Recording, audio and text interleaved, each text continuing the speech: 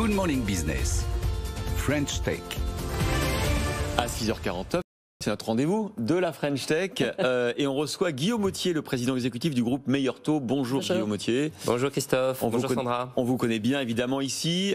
Une nouvelle fois, où s'arrêtera Meilleur Taux, qui est un peu la référence en matière de marketplace pour les services financiers en France désormais. Une acquisition, celle de mesplacements.fr. Pourquoi une acquisition? Vous ne pouviez pas vous développer tout seul dans les placements et dans l'épargne des Français? Alors on va également continuer de se développer en organique, mais je dirais que c'est une opération qui a un peu toutes les caractéristiques de l'évidence. C'est une entreprise qui a à peu près la même taille que le métier placement que nous avons déjà, qui est incarné par meilleurplacement.com, qui a d'ailleurs aussi un peu le même positionnement, je dirais le positionnement des acteurs du web, un peu militant, pas de frais à l'entrée par exemple. Et puis c'est une histoire entrepreneuriale qui est assez proche de celle qui est incarnée déjà chez nous par Yannick Hamon et Marc Fiorentino, qui est bien connu, je crois, dans cette maison. Et d'ailleurs, même le nom des entreprises, entre mes placements et mes placements, vous voyez, il y avait beaucoup d'éléments qui conduisaient à dire que cette opération est assez évidente en réalité. Du coup, ça va représenter combien de votre activité? Comment vous les organisez, vos activités en part? Alors, le pôle placement, donc qui résulte de l'acquisition de mesplacements.fr, va représenter à peu près 2,5 milliards d'actifs sous gestion.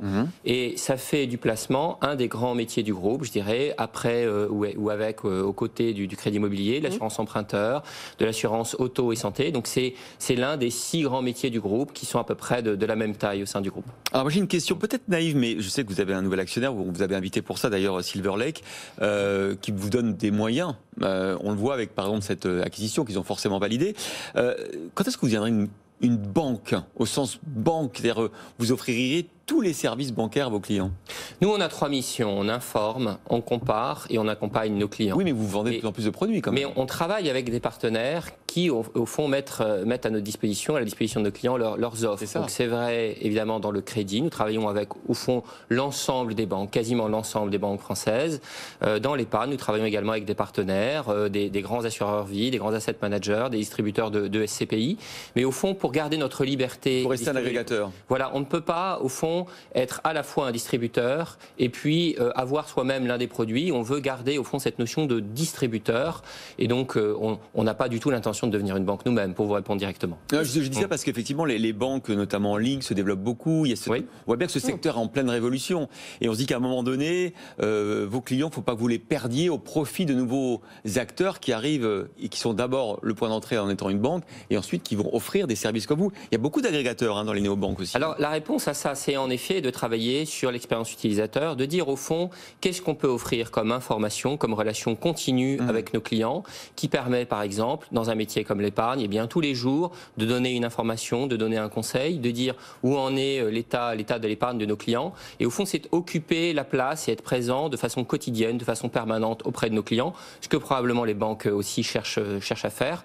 Mais je dirais c'est quelque chose que nous avons développé depuis déjà pas mal de temps, qui est incarné d'ailleurs chez nous par la newsletter, qui a 300 000 lecteurs rédigés tous les matins par Marc Fiorentino, le morning briefing qui a évidemment beaucoup d'abonnés, y compris même très au-delà de notre base de clientèle.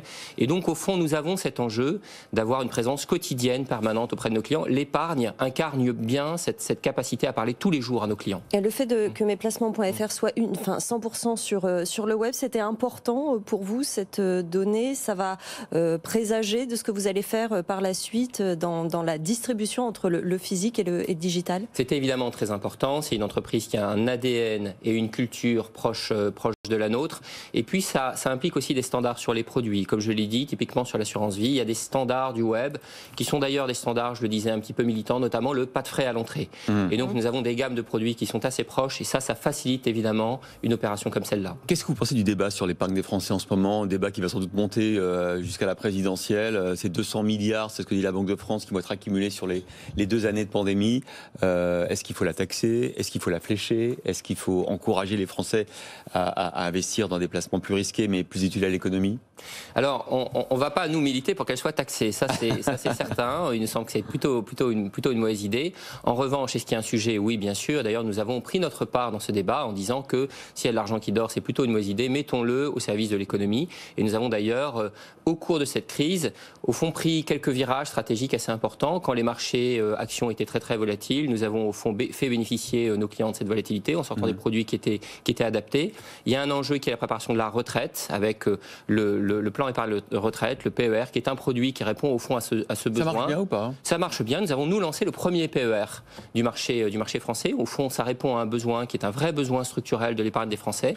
Et donc, c'est intelligent de préparer sa retraite et d'utiliser son épargne pour ça. Et puis, il y a d'autres besoins. Typiquement, la recherche de rendement peut passer par des supports de type SCPI, immobilier. Et donc, en réalité, la taxe, c'est plutôt pas une bonne idée. Mais au fond, faire travailler son épargne, ça, c'est une bonne idée en revanche. Merci beaucoup Guillaume Bottier, président exécutif de Meilleur Taux, avec cette annonce donc, de l'acquisition de Maisleplacement.fr. Combien vous l'avez acquis? C'est un secret, on ne dit pas combien on l'a acquis, mais par contre, je vous ai donné un petit peu la taille de l'entreprise, donc ça vous donne les métriques d'ensemble. J'ai essayé, j'aurais tenté. Caramba, encore raté. Merci Guillaume Bottier d'avoir été sur le plateau ce matin.